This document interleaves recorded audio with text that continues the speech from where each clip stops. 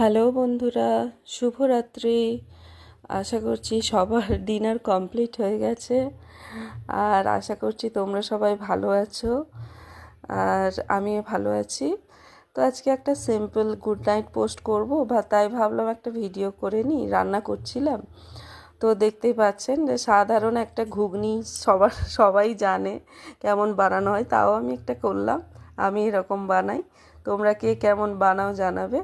তো প্রথমে আমি আদা, পেঁয়াজ, রসুন এগুলোকে গ্রেট করে নিয়েছিলাম, টমেটো।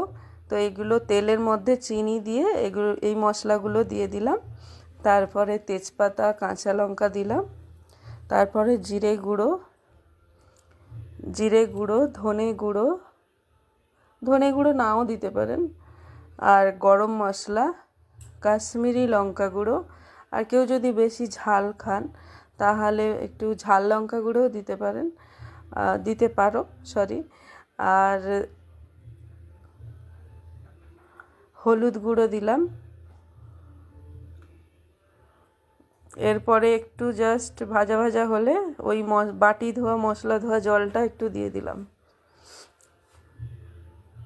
জলটা দেওয়ার পরে ভালো করে কষাতে হবে।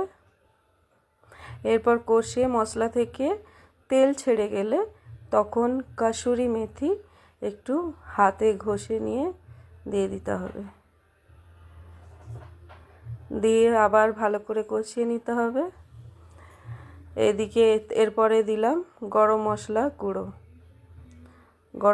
গুঁড়ো দিলাম। এরপরে দেব নুন, স্বাদ মতো নুন, কারণ আগেই আমি মটর আর আলুটাকে সেদ্ধ করে রেখেছি, তো ওখানেও কিছুটা নুন দিয়েছিলাম, তাই স্বাদ অনুযায়ী মশলা কষার সময় নুন দিতে হবে। তো এখানে মটর আলুটা সেদ্ধ হওয়ার পরে আমি জলটা, তার একটু জল ছিল, ওটা আলাদা করে নিয়েছিলাম, আর মটর আলুটাকে আলাদা করে নিয়েছিলাম।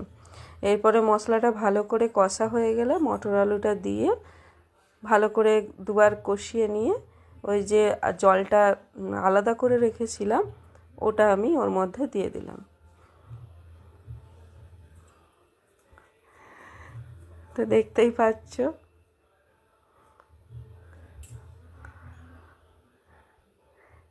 এটা পরোটার সাথেও ভালো লাগবে এরকম ঘুগনিটা, আর রুটির সাথেও ভালো লাগবে। আর আমি বেশি পছন্দ করি মুড়ি ঘুগনি খেতে। এরপরে ধনেপাতা দিয়ে দিলাম, আর আরেকটু গরম মশলা উপরে দিয়ে ছড়িয়ে দিলাম, নামাবো তো তার জন্য। এরপরে ভালো করে একটু ঢাকনা